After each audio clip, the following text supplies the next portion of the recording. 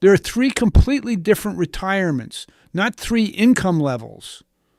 Three completely different financial realities, and whether you realize it or not, you're already heading toward one of them. Here's what should worry you. The average retirement savings you've probably compared yourself to. It's a lie. That number is inflated by a small group of people with millions, making almost everyone else think they're doing better or worse than they really are. But here's the twist. Your income has surprisingly little to do with where you'll end up. In just a few minutes, I'll show you someone who earned over $400,000 a year and still landed in the worst retirement of the three. By the end of this video, you'll know exactly which retirement you're on track for and the one decision, hiding in plain sight, that's quietly determining your future. But first, you need to see what the worst retirement actually looks like, because it's probably not what you think. Let's start with the number that sounds fine until you actually have to live on it. Nearly 40% of older Americans go into retirement relying almost entirely on Social Security. Not mostly, almost entirely. The average monthly check, about $1,917. That's roughly $23,000 a year. Now picture your own monthly budget. Rent or mortgage, groceries, a car that still needs gas and insurance, maybe a prescription or two. Now try to fit all of that into $1,917 a month. And remember, that's before anything unexpected happens. And it isn't just a small, unlucky group of people. 37% of retirees live on less than $25,000 a year in total household income. That's not the exception. That's more than one out of every three people who retire. Statistics tell you how widespread the problem is, but they don't tell you what it actually feels like. For that, let me introduce you to Frank. For 31 years, Frank worked the line at a manufacturing plant. He showed up early, rarely missed a shift, raised 2 kids, nothing reckless, nothing extravagant, just the kind of hard-working, ordinary life most people hope will eventually lead to a comfortable retirement. Then life happened. In his 40s, money got tight for Frank. One child needed braces. The roof started leaking. Overtime hours disappeared for months. So Frank did what millions of Americans have considered doing. He cashed out part of his 401k. Just this once, he told himself. I'll catch up later. But later never really came. Year after year, there was always another expense, another emergency, another reason for Frank to put retirement savings on hold. By the time Frank turned 65, his nest egg was only a fraction of what it should have been. Social Security wasn't enough. So at 68 years old, Frank put on a red vest and started greeting customers at a big box store near his home. Not because he wanted something to do, but because he still needed a paycheck. Then came the month everything unraveled. One bad fall, a hospital stay, and a medical bill sitting on the kitchen table that Frank already knew he couldn't pay. In that moment, every small compromise he'd made over the previous 20 years came due all at once. That's the reality of this tier. It's rarely one catastrophic decision that destroys a retirement. It's dozens of completely understandable choices, quietly compounding until there's nowhere left to recover. And here's the part that should actually worry you. Frank didn't gamble away his future. He didn't waste money on luxury cars or expensive vacations. He simply lived a normal life, faced normal problems, made normal compromises, and never fully recovered from them. Which raises an uncomfortable question. If it isn't recklessness that lands people here, what is? Because in a minute, I'm going to introduce you to someone who earned more than $400,000 a year, more than many people make in 5 years combined, and still ended up almost exactly where Frank did. If income alone doesn't determine your retirement, then something else does. And that one thing is about to completely change the way you think about building wealth for the rest of your life. Let me tell you about Mark. At his peak, Mark pulled in over $400,000 a year as a partner at a mid-sized law firm, corner office, a lease on a car that costs more per month than Frank's entire mortgage, a house in the right neighborhood with a mortgage payment to match. By every outward measure, Mark had made it. But here's what nobody saw from the outside. Mark was saving about 5% of his income. The rest went out almost as fast as it came in. Private school tuition, vacations that matched his title, a lifestyle that quietly expanded every time his paycheck did. Then, in his late 50s, two things happened to Mark within the same year: a divorce and a layoff. The house was split. The legal fees piled up. And the job that had defined Mark's identity and his income for 2 decades was suddenly gone at an age when law firms aren't exactly lining up to hire. By 65, Mark had less than $300,000 saved, less than Frank, the factory worker, who never once cracked 6 figures. Now compare that to Sarah and Tom. Neither of them ever earned a headline-worthy salary, a teacher and a nurse. Combined household income solidly middle class. But early on, Sarah and Tom set up one thing and left it alone. 15% of every paycheck automatically diverted into retirement accounts before it ever hit their checking account. No lifestyle upgrades every time they got a raise. No keeping up with anyone. By 60, Sarah and Tom had $2.5 million. Let that sit for a second. A lawyer earning 5 times their income ended up with a fraction of what they built. So if income isn't the deciding factor, what is? Behavior beats salary. It's not a slogan. It's the entire hinge this video turns on. And if you want a more extreme version of the same lesson, MC Hammer earned an estimated $70 million and filed for bankruptcy. Antoine Walker made over $100 million in the NBA and burned through nearly all of it. Income was never the problem for either of them. Which brings up the real question. If it's not how much you make, why do smart, hardworking people like Mark still end up broke? Because something else is working against them, something wired into every human brain, yours included. There's a reason your brain will always choose the vacation today over the security 30 years from now, even when you know better. It's called hyperbolic discounting, a fancy term for a simple glitch. Your brain treats future you like a stranger.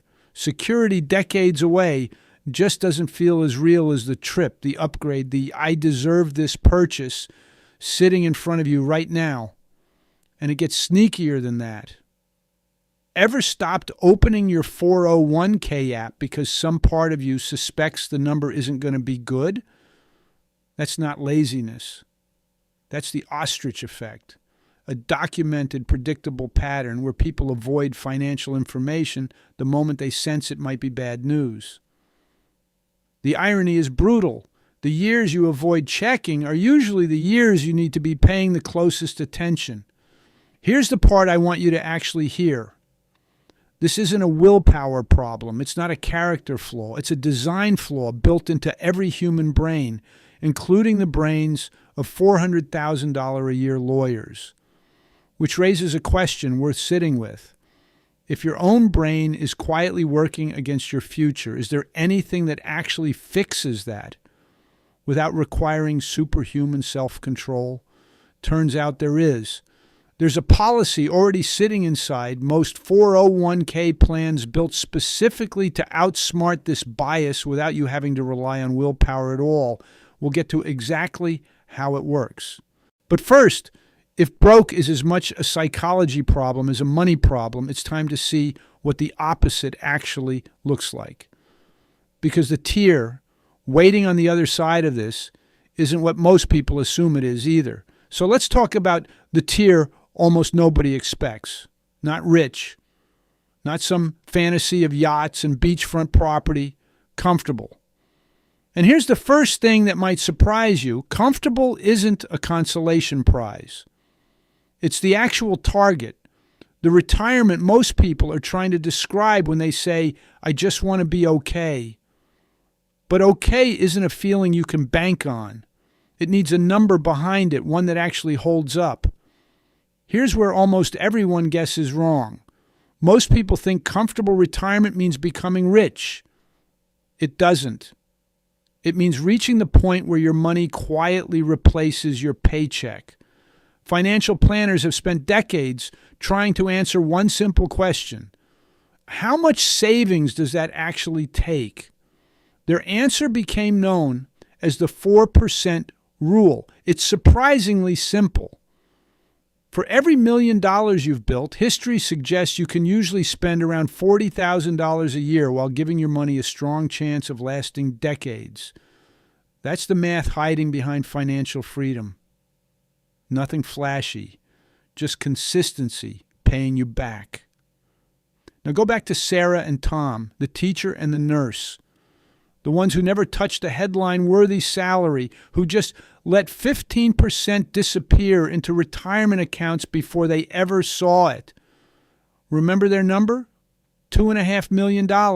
Run that through the 4% rule, and you get roughly $100,000 a year on top of Social Security. No spreadsheets, no stock tips, no inheritance, just cruises. Grandkids' birthdays, dinner out without doing math in their head first. That's comfortable. And here's the line worth sitting with. Comfortable is achievable with discipline alone. Rich requires luck. Discipline, you control. Luck, you don't. Which means, and let that land for a second, the retirement most people actually want isn't hiding behind some unreachable fortune. It's sitting behind a decision most people are fully capable of making, starting today. So if comfortable is available to almost anyone willing to be consistent, why doesn't everyone get there? Because comfortable isn't a finish line. It's a state, and states can be undone. Here's what almost nobody talks about.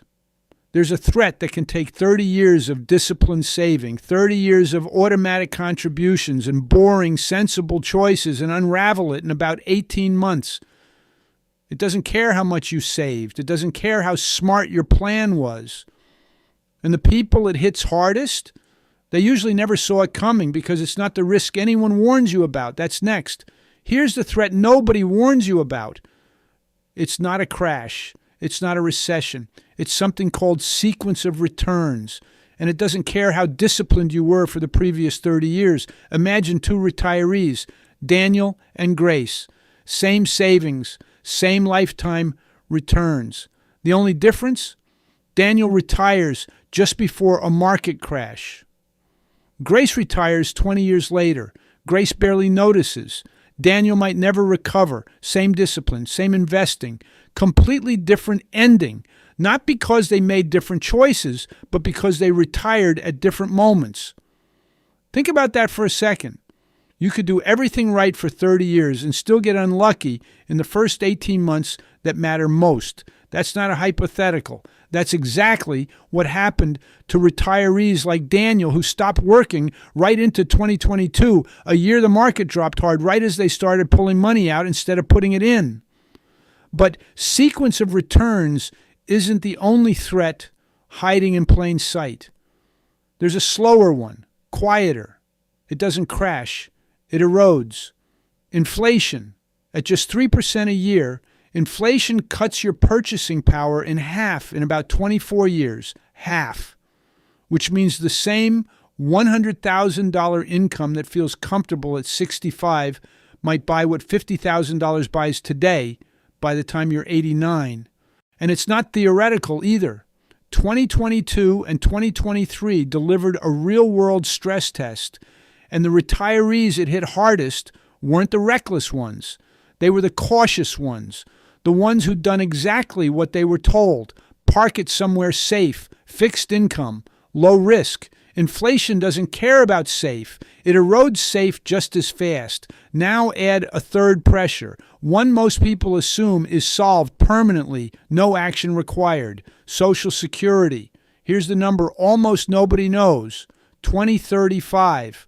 That's the year the trust fund is projected to run short. After that, incoming payroll taxes are only expected to cover about 83% of promised benefits. Not zero, not collapse, but a quiet haircut. arriving right as an entire generation is counting on that check to be full-sized. And here's where it gets personal in a way most people never see coming. There's a risk almost nobody talks about, and it has nothing to do with the stock market. It's called the widowhood penalty. When a spouse dies, household income can drop by 20% or more, but household expenses barely move. The mortgage doesn't get cheaper. The house doesn't get smaller, just the income does. And right alongside it, the cost of caregiving. Millions of people quietly leave the workforce or cut hours to care for an aging parent or an ailing spouse, losing years of income and savings at the exact moment they should be adding to it. Nobody plans for this. It just shows up, which brings us to the line that should actually sit with you. One major illness, one bad year in the market at the wrong time, one spouse passing before the other. Any one of these can take a comfortable retirement and quietly turn it into a broke one in about the time it takes to notice. Here's the part that matters, though. None of this is random chaos you can't prepare for. Every one of these risks is manageable if you know about it 20 years early instead of 2 years too late. And this is exactly where most people assume the story ends. Surely if you have enough money, real money, rich money, none of this touches you. That's next. And it's not what you think. So let's talk about the tier everyone assumes solves everything. Rich. The number most people picture when they hear that word? For the top 1% of retirement age households, net worth sits around $11 million. That same 1% controls more than 30% of all household wealth in the country. Big numbers. The kind that make broke and comfortable feel like distant memories. And if that's the tier you land in, you'd assume the worrying stops. No more sequence of returns, no more inflation eating away at your grocery budget, no more Social Security math, problem solved, right? Not exactly. Take Warren Buffett, one of the richest people who has ever lived.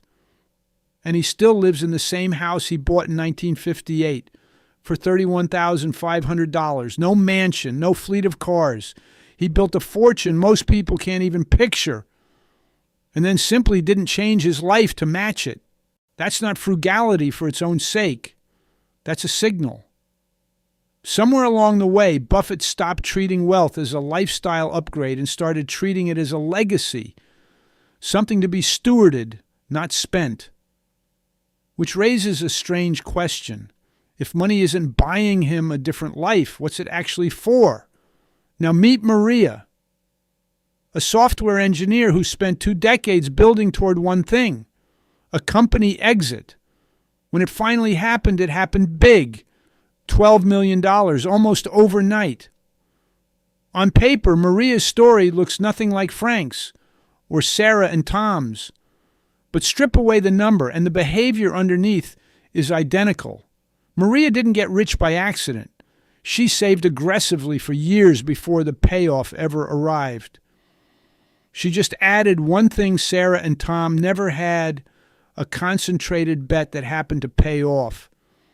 Same discipline. One extra variable, a completely different zero count. Here's where it gets interesting, though. You'd think Maria, sitting on $12 million, would feel done, solved, free. She doesn't. Because here's the part almost nobody talks about when they talk about the rich. The anxiety doesn't disappear at this tier. It just changes shape. Instead of, will I run out? It becomes, what if I lose it? Wealth preservation becomes its own quiet, constant hum in the background. Some of the wealthiest retirees spend more time worrying about protecting what they built than they ever spent worrying about building it in the first place. And then there's the one nobody sees coming at all, purpose. For decades, work wasn't just a paycheck. It was identity, structure, a reason to get up. Take that away, even with $12 million in the bank, and some people don't feel liberated. They feel unmoored. Call it golden handcuffs in reverse. The the freedom they spent their whole life chasing. And once they finally have it, it doesn't feel like freedom at all. So let that sit for a second. Some of the wealthiest retirees on paper, the ones everyone assumes have it completely figured out, still don't feel free. That twist matters more than almost anything else in this video, because it's about to change what winning retirement actually means. Some of the wealthiest retirees on paper, the ones who did everything right, the ones everyone else is quietly envious of, still don't feel free. Which forces an uncomfortable question. If $11 million doesn't guarantee peace, what does? Here's a perspective worth hearing, even if it sounds counterintuitive at first. It's called Die with Zero, and the core idea is simple. Money you never spend isn't wealth. It's just numbers sitting in an account, doing nothing for the life you actually have. Think about that. Take Nathan. He dies with $20 million unspent, and he didn't win some secret game. He just delayed his own life indefinitely and then ran out of time to live it.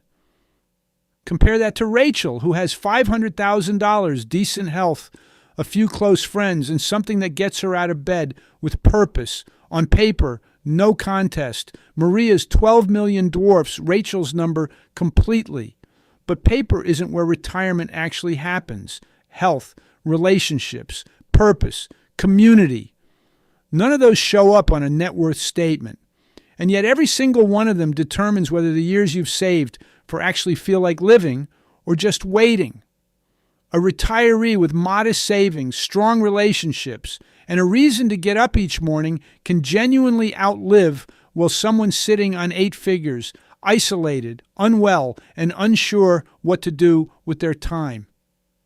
Not hypothetically, that's the actual lived difference between the two. 2,000 years ago, Seneca wrote that it isn't the person with too little who's poor, but the person who always wants more. Strange how a sentence written centuries ago explains modern retirement better than most investing books. Because this video was never really about becoming rich. It was about becoming free. Being rich was never actually the goal here, not once. It was never really about the number, broke, comfortable, or rich, were never the point in themselves. They were just 3 different vantage points on the same underlying question. Does money control you, or do you control it? So if the goal was never a specific number, then what actually determines which tier someone lands in, and more importantly, what moves them from one to the next? That's exactly what's about to get uncomfortable. Because some of what you currently believe about retirement, the things you've probably repeated to yourself, maybe even out loud, are quietly working against you. Let's kill those myths. One at a time. Let's kill the myths. Fast. Because some of what you believe about retirement right now is quietly working against you. Some people say their house is their retirement plan. But a house doesn't pay your grocery bill. It doesn't send you a check every month. It's a liquid, meaning you can't spend 3% of your living room whenever you need cash. And it costs money the whole time you own it. Property taxes, repairs, insurance, upkeep. A house isn't a substitute for a portfolio. It's just a place to live that happens to appreciate.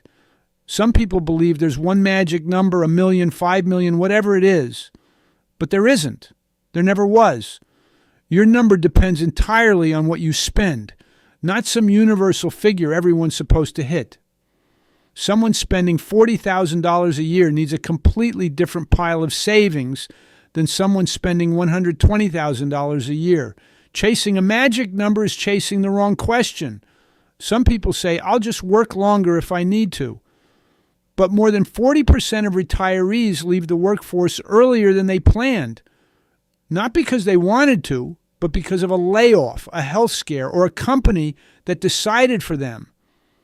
I'll work longer isn't a plan, it's a hope. And hope isn't a strategy. Some people assume Social Security will be enough. But it was never designed to be. It replaces roughly 40% of your pre-retirement income. It's a floor, not a plan, a safety net, not a paycheck. Anyone treating it as their entire retirement strategy is building on a foundation that was only ever meant to hold up part of the house. Some people believe rich people are smart and broke people are lazy, but you've already met the people who break this one. Mark, a lawyer making $400,000 a year, ended up with less saved than Frank, a factory worker. Sarah and Tom, a teacher and a nurse, outsaved Mark without ever cracking six figures. Divorce, layoffs, caregiving, a bad diagnosis, a bad year in the market at the wrong time. These shape outcomes just as much as discipline does, maybe more. So if none of these things, the house, the number, the extra working years, Social Security, even raw intelligence actually guarantee your outcome, what does? There's one variable, just one. It's been sitting underneath every story in this video: Frank, Mark, Sarah, and Tom, Maria, even Buffett.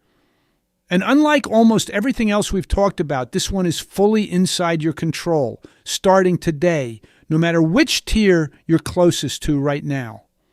That's next. Let's answer the question this entire video has been circling. If income doesn't decide it, if luck helps but isn't required, if discipline alone can get you to comfortable, what's the actual mechanism? What's the one thing sitting underneath every story we've told that you can start using today? Here it is.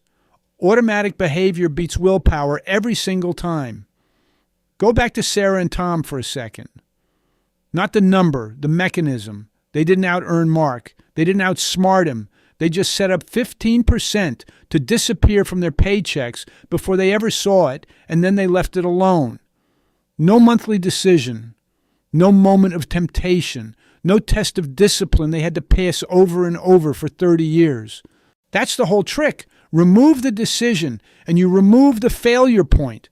Remember the brain glitch from earlier, the one where future you gets treated like a stranger, where the vacation today always feels more real than security decades out. There's a policy already built for exactly that problem. It's called Save More Tomorrow. And there's a good chance it's sitting inside your 401k right now, unused. Here's how it works, in plain English. Instead of asking you to cut your spending today, which your brain will fight, it waits until your next raise and automatically redirects a slice of that raise into your retirement account before it ever touches your checking balance. You never feel a cut. You just feel a slightly smaller increase. Your paycheck still grows. Your savings rate quietly grows faster. No willpower required. No spreadsheet. No monthly gut check. The bias that works against you gets rerouted instead of fought. And this same logic applies everywhere. Behavior beats salary shows up. It's not really about lifestyle inflation or home equity or Social Security. Those are symptoms. The underlying fix is always the same. Build the guardrail once and let it run without you. Don't rely on the house. Automate contributions somewhere liquid so the plan doesn't depend on selling the roof over your head. Don't wait to start investing when things settle down. Automate it now in whatever amount is possible, because sitting in cash is its own quiet risk. Don't assume Social Security or a longer career will cover the gap. Build the floor yourself on autopilot so it doesn't depend on a company deciding to keep you.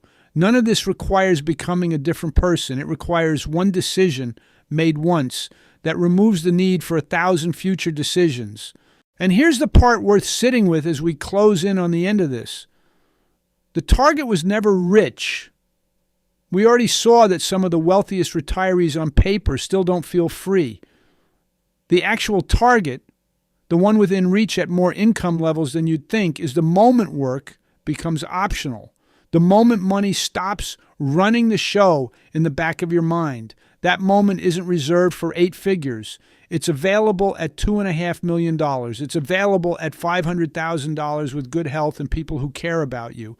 It's available anywhere. The anxiety stops because the plan is finally on autopilot instead of riding on willpower. So here's the only question left. Not how much have you saved, not what's your number. Which retirement are you actually headed toward right now? And what's the one automatic decision that changes it? So here's the answer to the question this whole video has been building toward. Which retirement are you actually headed toward? The truth is, you don't have to guess. Look at the last 20 minutes and you already know. Frank didn't fail because he was reckless. Mark didn't fail because he was unintelligent. Sarah and Tom didn't succeed because they got lucky. Every single outcome in this video traces back to one thing: what happened automatically, quietly, in the background, while life was busy happening in the foreground. That's not a verdict on where you are right now. It's a description of a trajectory, and trajectories bend. Here's what's worth remembering before you close this video. Broke, comfortable, and rich were never really about a dollar figure. They were three different answers to the same question. Does money control you, or do you control it? Someone can sit on 8 figures and still feel owned by it. Someone else can retire on a fraction of that and feel completely free. The number was never the point. The relationship you have with it was. So if you're watching this and you're not where you want to be, that's not a life sentence. It's a starting point. The retirees in this video who ended up comfortable weren't smarter than the ones who ended up broke. They just automated one decision early enough and let time do what time does. You don't need a windfall. You don't need a lucky exit. You don't even need perfect discipline. You need the plan to stop depending on you remembering to follow it. That's genuinely it. That's the whole diagnosis. Now, here's the question I'd actually sit with tonight. Not how much have I saved, not what's my number, but this. If nothing about your habits changed for the next 20 years, which of the 3 retirements in this video would you be walking into? If the answer makes you uneasy, good. That's not fear for its own sake. That's the exact feeling that moves people off autopilot and onto a real plan. And if you're wondering what that plan actually looks like at your age, with your income, starting from exactly where you are right now, that's what we're building next. How much it actually takes to cross from one tier to the next, starting today. Because knowing which retirement you're headed toward was never the finish line. It was just the first honest look you've probably taken in years.